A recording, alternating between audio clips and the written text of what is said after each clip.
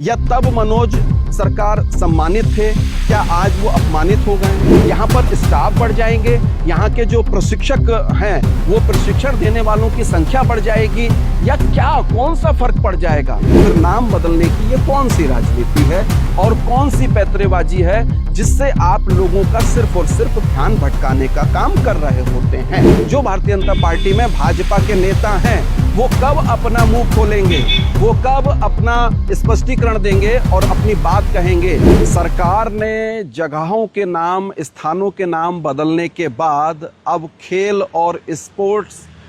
Stadiums के नाम भी बदल दिए हैं।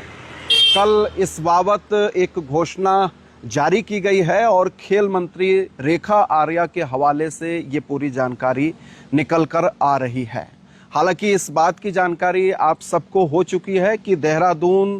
के अलावा हरिद्वार और हल्द्वानी और रुद्रपुर का भी जो खेल स्टेडियम है,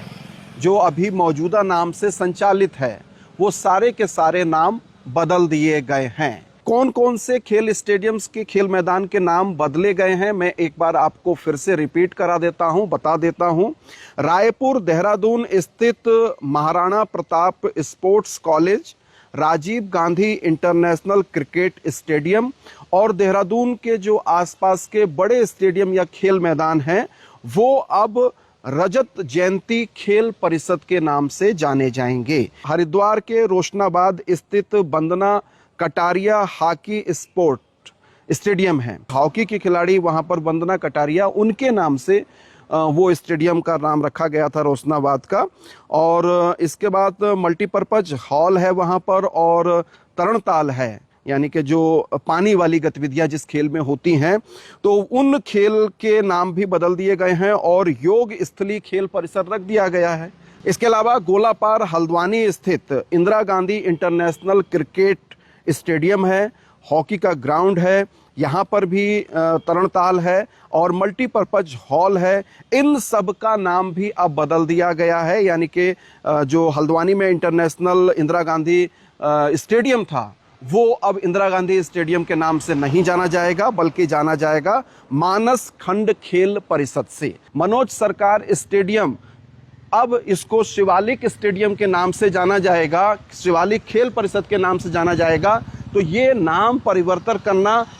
कितना जायज है, सही है या गलत है, सरकार के फैसले के साथ है या नहीं है, आप कमेंट्स कर हमको जरूर बताइए। और इसके ग्राउंड में अगर मैं जाऊं तो मनोज सरकार पैरा बैडमिंटन खिलाड़ी हैं और उन्होंने जो है कांस्य पदक जीता था अंतर्राष्ट्रीय खेल में, और उसके बाद भारत सरकार के द्वारा जो प्रतिष्ठित पुरस्कार है खिलाड़ियों को मिलता है, वो अर्जुन अवार्ड उनको मिला था। इस खेल को भी आप समझिए कि ऐसा क्यों हुआ और क्यों किया गया, सरकार के द्वारा ये नाम क्यों रखा गया, क्योंकि मनोज सरकार ने नहीं मांगा था कि उनके नाम से आप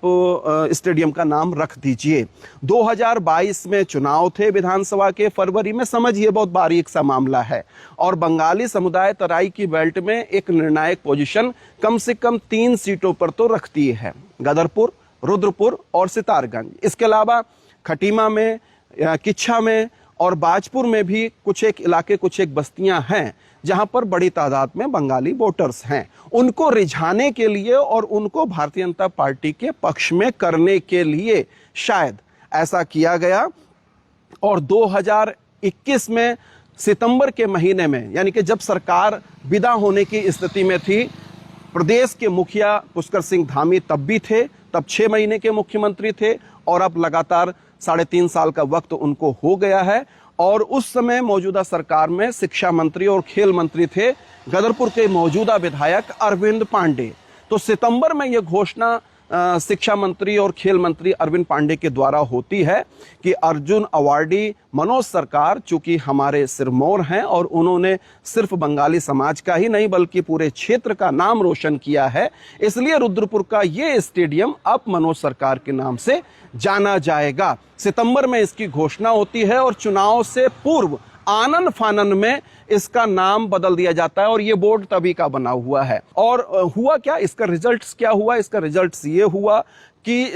समाज के अंदर एक मैसेज गया, बंगाली समाज मोबिलाइज हुआ, जो पहले से ही भारतीय जनता पार्टी के पक्ष में लगभग 2 दशकों से वोट कर रहा है एक छत्र, इसमें कोई दो राय नहीं है। अब एक छत्र वोट क्यों कर रहा है बंगाली समाज, ये तो बंगाली समाज सोचेगा, लेकिन कहीं आप विपक्ष की भूमिका में खड़े नहीं होते हैं और हर फैसले में आप सरकार के साथ जाकर खड़े हो जाते हैं। यहाँ तक कि जो अपनी वाजिब डिमांड्स हैं, मांग हैं, उनके लिए भी आप सरकार से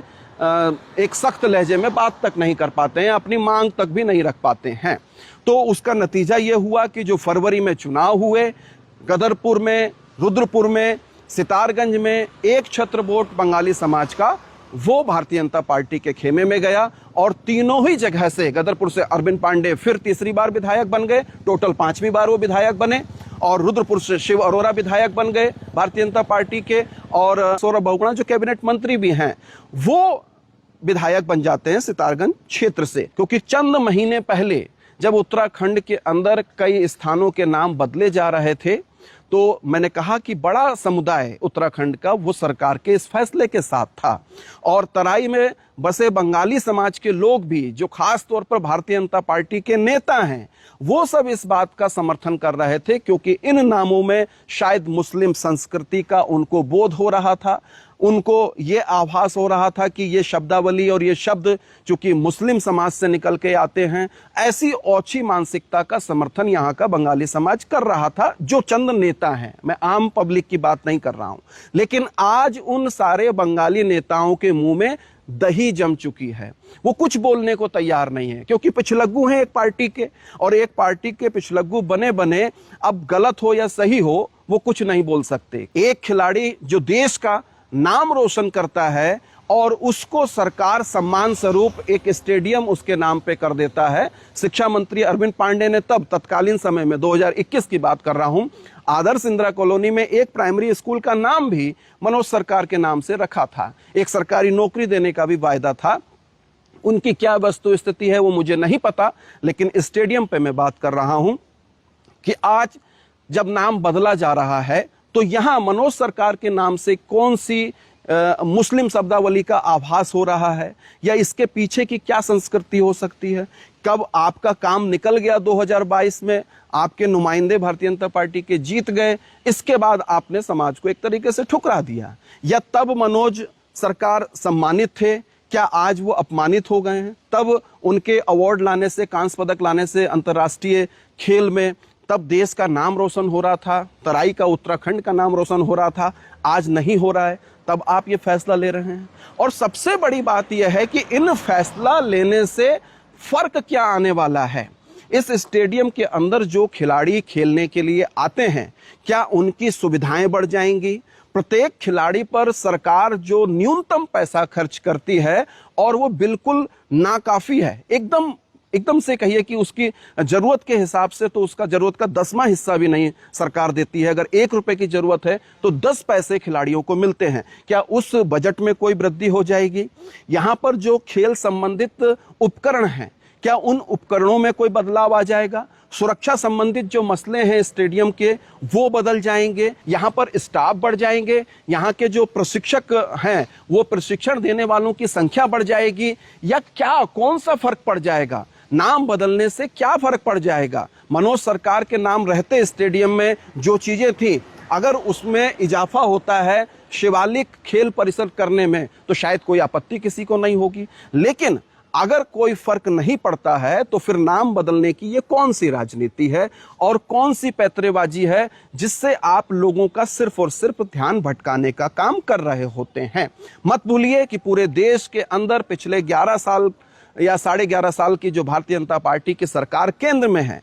उसने भी बहुत सारे नामों का परिवर्तन किया है, और तब हम उन ऐतिहासिक नामों के बदले जाने पर तालियां पीट रहे थे, मिठाई खा रहे थे, और ये संकेत जारी कर रहे थे कि सरकार ये ठीक कर रही है, क्योंकि ये वर्ग विशेष के खिलाफ मामला चला जाता था तो एक तुष्टीकरण का मामला था। लेकिन आज जब बात अपने आप पर आ रही है, तब भी बंगाली समाज के जो नेता हैं वो कुछ बोलने को तैयार नहीं हैं। और ये बहुत दुर्भाग्यपूर्ण स्थिति है कि आप सरकार के द्वारा जो फैसले लिए जाते हैं, जब जनता उनको हूबहू स्वीकार करने लगे बिना किसी मूल्यांकन के, बिना किसी रिव्यू के, क्योंकि लोकतंत्र के अंदर जनता सबसे बड़ी है और जनता का जो राय है उस राय के खिलाफ और जनता अगर समय समय पर ये टेस्टिंग नहीं करती है, ये रिव्यू नहीं करती है और सरकार को नहीं चेताती है, विरोध नहीं करती है, तो आप समझिए कि उस समाज का, उस देश का, उस इलाके का, उस क्षेत्र का, उस राज्य का लोकतंत्र धीरे धीरे खत्म हो रहा है, रसातल पर जा रहा है।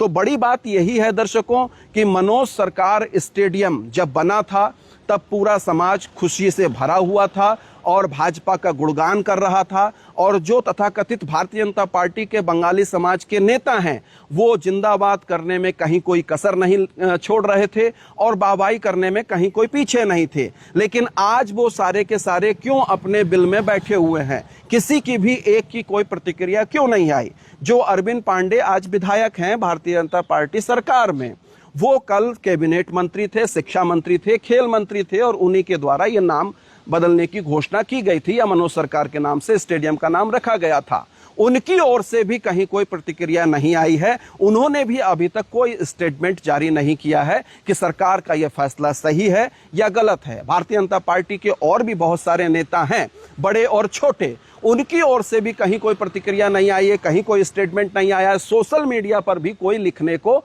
कुछ तैयार नहीं है। तो ये जो विरोधाभास है, इसको समझिए कि जब आप दूसरों के खिलाफ कोई एक्शन होता है, आप सेम बुलडोजर चलने की संस्कृति पे भी मैंने बात की और हमेशा सवाल खड़े किए। जब दूसरे समुदाय या वर्ग विशेष के ऊपर कोई बुलडोजर चल रहा होता है, उनके घर, खेत, खलियान, दुकान, प्रतिष्ठान, तब हम तालियां बजा रहे होते हैं। अपराध को या चीज़ों को या कानूनी इन दृष्टियों को हम जो है समाज में जाति, वर्ग, संप्रदाय के तौर पर जब देखने लगते हैं तो हमको पता ही नहीं चलता है कि कब दूसरे के घर की आग की चिंगारी हमारे घर को भी तहस नहस कर देती है, जला देती है। अब ये बंगाली समाज, चूंकि मैं स्थानीय रुद्रपुर में मौजूद हूं और चूंकि हम इस मनोज स्टेडियम की बात कर रहे हैं, मनोज सरकार स्टेडियम की बात कर रहे हैं, तो यहाँ पर सिर्फ बंगाली समाज नहीं, चूंकि जब खेले मनोज सरकार तो वो सबके लिए खेले और पूरे देश का, पूरे राज्य का, पूरी तराई का उन्होंने प्रतिनिधित्व किया, तो वो सबके खिलाड़ी हैं। लेकिन इसका फायदा राजनीतिक तौर पर भारतीय जनता पार्टी ने बंगाली समाज का भरपूर उठाया। तो मैं उनसे सवाल ये करता हूं, जो भारतीय जनता पार्टी में भाजपा के नेता हैं, वो कब अपना मुंह खोलेंगे, वो कब अपना स्पष्टीकरण देंगे और अपनी बात कहेंगे? बड़ा सवाल मैं यही दर्शकों छोड़े जाता हूं कि ये जो नाम बदलने की संस्कृति है, इस संस्कृति से क्या वास्तविक भला होगा या कोई डेवलपमेंट, विकास की चीजें होंगी? बात तो इस पर होनी चाहिए थी, इस खेल मैदान के अंदर प्रति खिलाड़ी को मिलने वाली जो धनराशि है, जो नाम मात्र की धनराशि है, जिससे आप एक संतुलित मतलब डाइट तो छोड़िए, आप पीने का पानी भी महीने भर का नहीं इस्तेमाल कर सकते, उसमें, उस बजट में कोई इजाफा होता, यहाँ की मूलभूत सुविधाओं में कोई इजाफा होता, यहाँ ट्रेनर्स की कमी है, यहाँ प्रशिक्षक नहीं है, उनकी उसमें कोई वृद्धि होती और इस स्टेडियम को और भव्य बनाया जाता। और अगर शिवालिक खेल परिसर बनाया ही जाना है तो इसको मनोज सरकार स्टेडियम रहने ही देते और एक और स्टेडियम बनाते, क्योंकि स्टेडियम,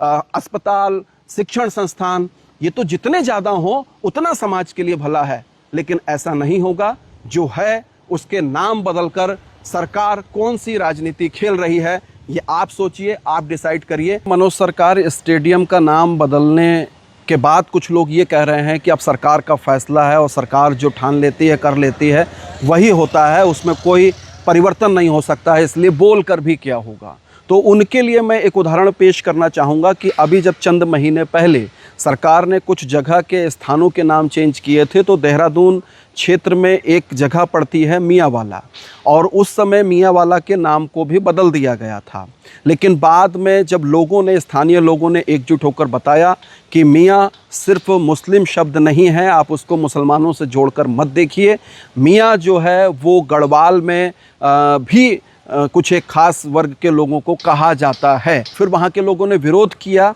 और सरकार ने फिर अपना फैसला वापस लिया। तो मियांवाला देहरादून का इलाका वो आज भी मियांवाला है, जबकि सरकार ने उसका नाम बदला था। तो मनोज सरकार स्टेडियम का नाम बदल दिया गया है। अगर आप चाहें और आप अपनी मांग सरकार तक पहुंचाएं पुख्ता तरीके से, संगठित होकर, तो ये भी संभव है कि मनोज सरकार का जो सम्मान उनके नाम के साथ स्टेडियम से जोड़ते हुए दिया गया था, उसको पुनः वापस किया जा सकता है। हमारे चाहे वो देहरादून में हो, चाहे हमारे उधम सिंह नगर में हो, चाहे हमारे हरिद्वार में हो, अथवा हमारे गोलापार में हो, हमारे ऐसे जितने जहाँ पर हमारे स्टेडियम्स हैं, चाहे हमारे यदि मैं विषय लेती हूँ कि अपने देहरादून में जो हमारा स्टेडियम है, जो कि जिसमें महाराणा प्रताप हमारा स्पोर्ट्स कॉलेज भी है, जिसमें हमारा राजीव गांधी अंतर्राष्ट्रीय क्रिकेट स्टेडियम भी है, और इसके अलावा हमारी अन्य अवस्थापनाएं जहाँ पर विकसित है, तो उस पूरे परिसर को जो है हम लोगों ने उनके अपने नाम सहित पूरे परिसर का नाम एक सिंगल नाम दिया है, जिसे हमने रजत जयंती खेल परिसर के नाम से हम लोग पूरे उस क्षेत्र को जान रहे हैं। इसके साथ ही हमारे जो गोलापार हल्द्वानी का जो हमारा स्टेडियम है, जहाँ पे इंदिरा गांधी अंतर्राष्ट्रीय क्रिकेट स्टेडियम भी है, जहाँ पे हमारा स्विमिंग पूल भी है, जहाँ हमारा मल्टीपर्पज हॉल भी है, उनके अपने अपने नाम यथावत है, लेकिन उस पूरे प्रीमाइसेस को हम लोगों ने मानस खंड खेल परिसर का नाम दिया है। इसके साथ ही हमारा जो रुद्रपुर में हमारा जो स्टेडियम है, जिसे हम मनोज सरकार स्टेडियम के नाम से जान रहे हैं, तो उस मनोज सरकार स्टेडियम भी यथावत है, मल्टीपर्पज हॉल भी यथावत है, वेलोड्रम भी अपनी जगह पर अपने नाम के साथ यथावत है, और अन्य स्थापनाएं भी अपनी जगह पर अपने नाम पर व्यवस्थित है। केवल उस पूरे परिसर को,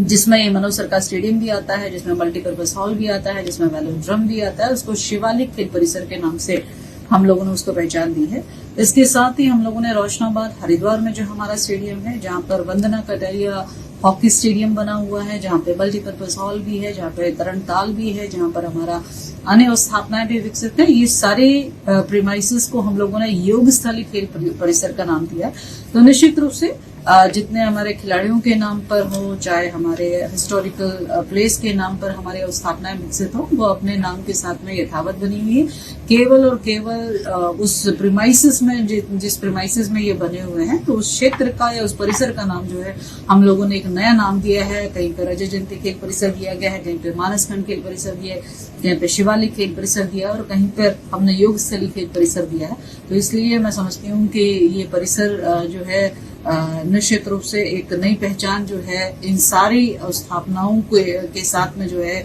इसमें वृद्धि करेगा, और बाहर से आने वाले हों, चाहे हमारे आंतरिक हमारे चाहे खिलाड़ी हों या हमारे अन्य जनमानस हो, मैं समझती हूँ ये नाम उनके दिल के करीब जो है, मैं समझती हूँ ये नाम उनके है, और निश्चित रूप से एक नई पहचान के साथ में ये खेल परिसर अब जाना जाएगा। बने रहिए अनसुनी आवाज के साथ। जितने दर्शक हमको देख रहे हैं, साथी देख रहे हैं, उनसे निवेदन, तो आप YouTube पर जाइए, YouTube पर भी अनसुनी आवाज को सब्सक्राइब कीजिए, और इस रिपोर्ट से अगर आप सहमत हैं तो ज्यादा से ज्यादा शेयर कीजिए, कमेंट कीजिए। बहुत शुक्रिया, धन्यवाद, नमस्कार।